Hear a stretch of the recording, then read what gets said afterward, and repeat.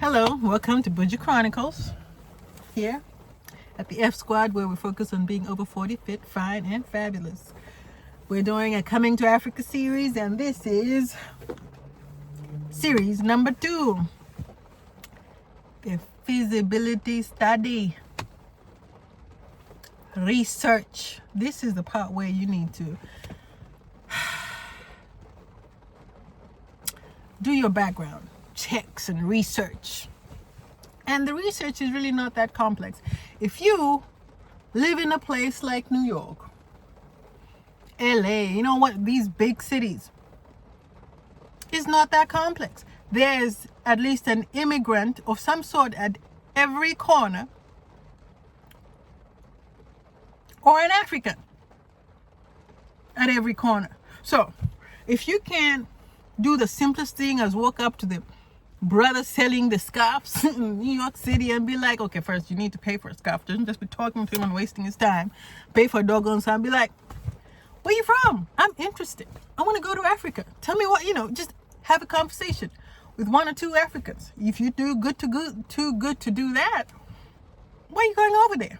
I mean, and this research costs you little to no, actually. Well, it might cost you the price of the scarf, because you're not going to interfere with his clientele, he or her clientele, but it's easy to do. There's an African everywhere. You can, go to a flea market, go somewhere, but have a conversation. You see them all the time. If you're of color in America, in New York, are you trying to go to the factory of color, the original? How many people at your job? You probably have Africans at your job that you don't pay no mind to, haven't said hello. You are unfriendly to, actually. A lot of them. My personal experience, it's not the most friendly folk. Sometimes it's like, for whatever reason, not everybody, some are friendly, but it goes back to knowing yourself. If you can't treat the ones right in front of you, why are you gonna, I don't understand it. But anyhow, supposing you're one of the friendly ones and you wanna go to Africa. There's Africans all over. Do your preliminary investigation by having conversations. Hey, what was your experience when you came here? What did you need to learn? What do you think I need to learn to go over there? What are the things? Just have conversations with people. Understand people. And don't speak to one person, because that's one person's experience.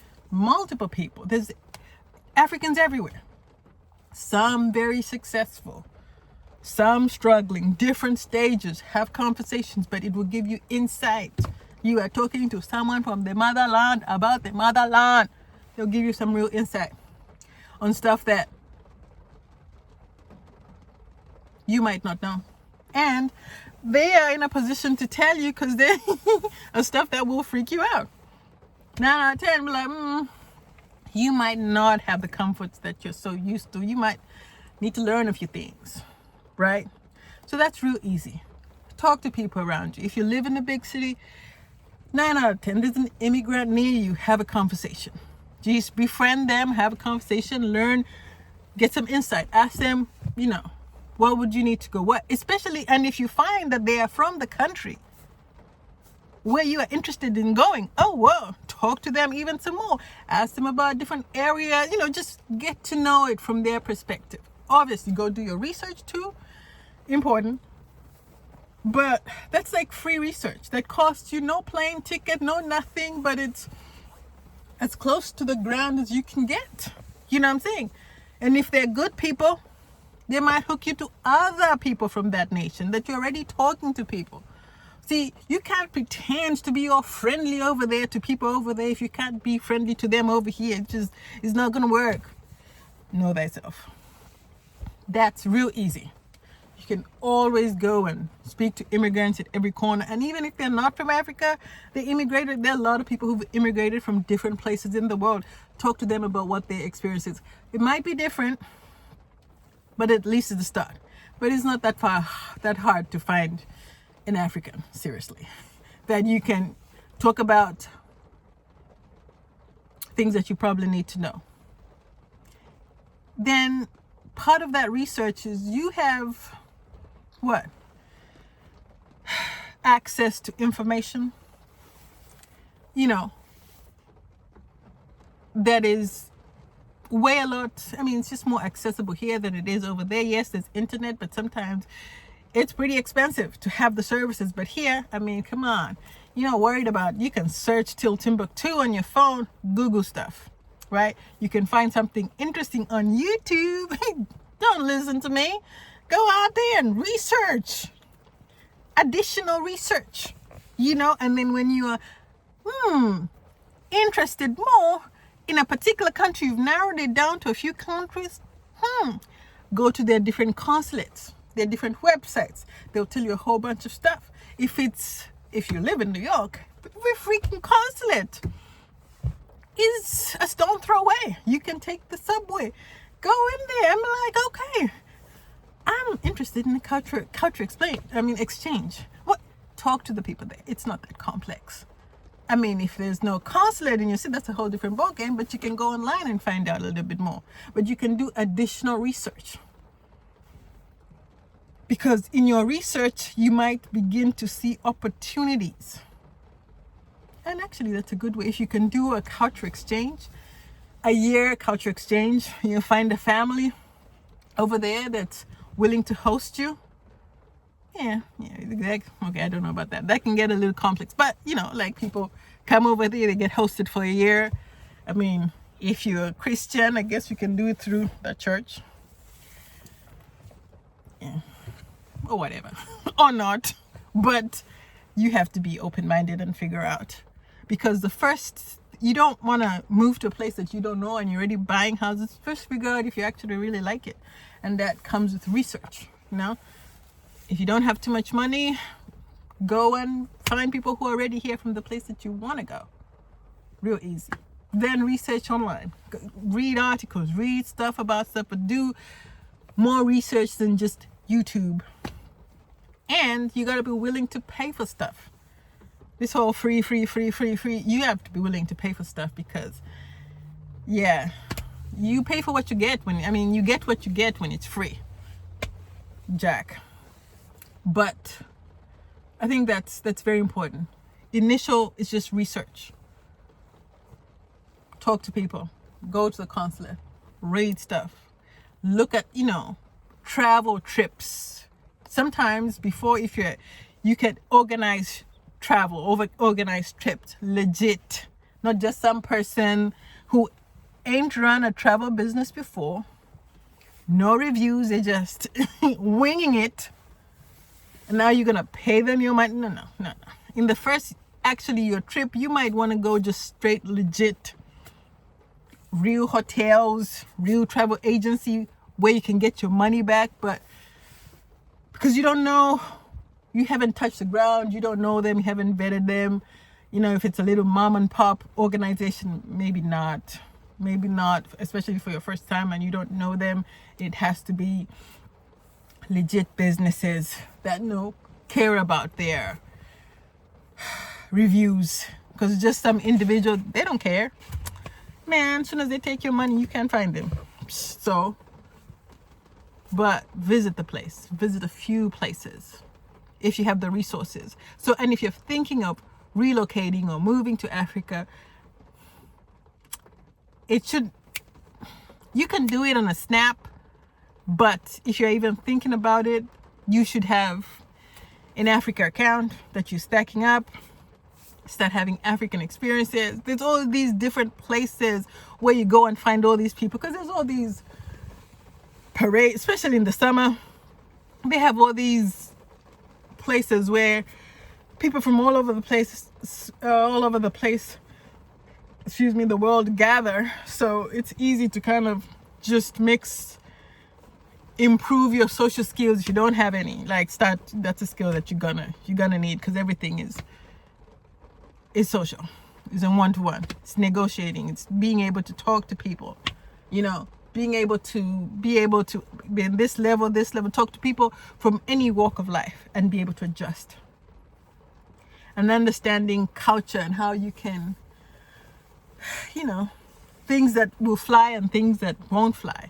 I see some people on YouTube talking crazy about the place where they are living, where you're talking crazy about the place where you're hoping to get citizenship, or I think, yeah, you can do it. But how are you going to do that on live and then post it on YouTube so that the very officials who are supposed to stamp your paper can see you insulting them?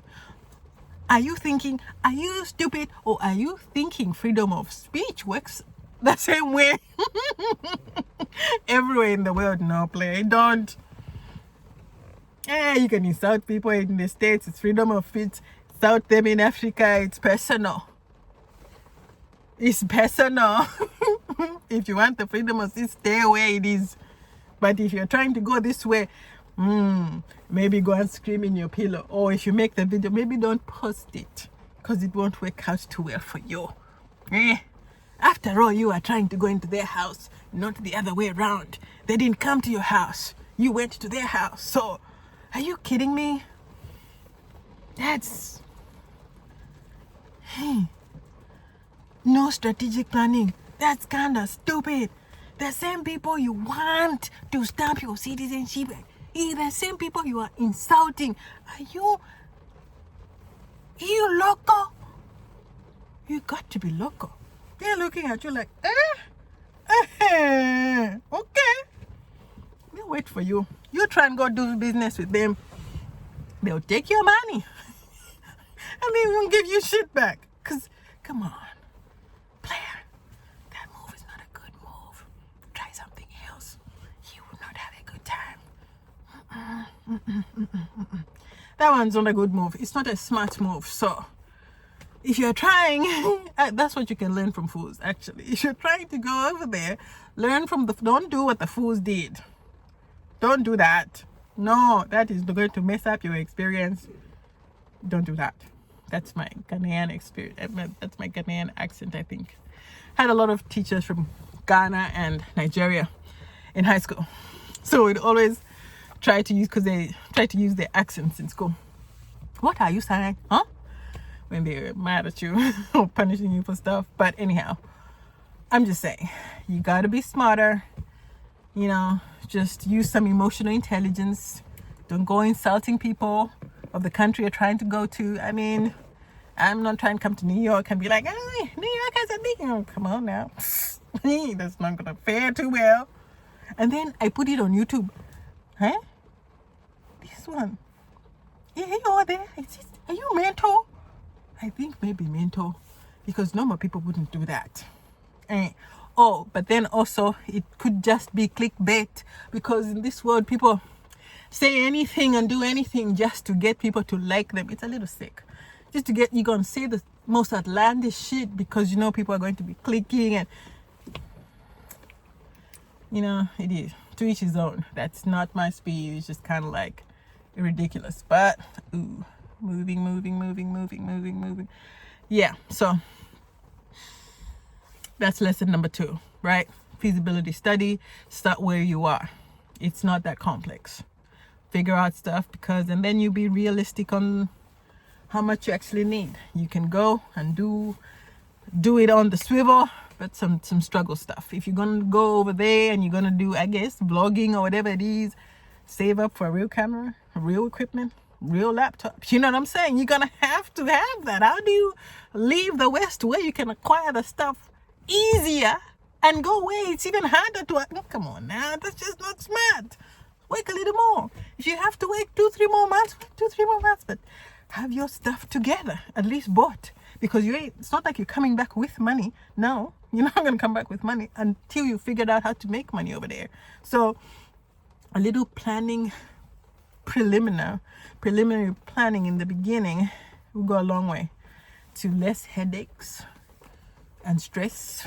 You know, the first month or so, you should be able to, you know, afford your Airbnb with no problems, because a smart person would have planned for at least a month transportation. You've done all this research, and you can't be crying about $100 of if you haven't done any research. Come on, why did you go without research? Are you kidding me? This is nonsense. Do your research, plan accordingly. Don't be dumb. All right, deuces.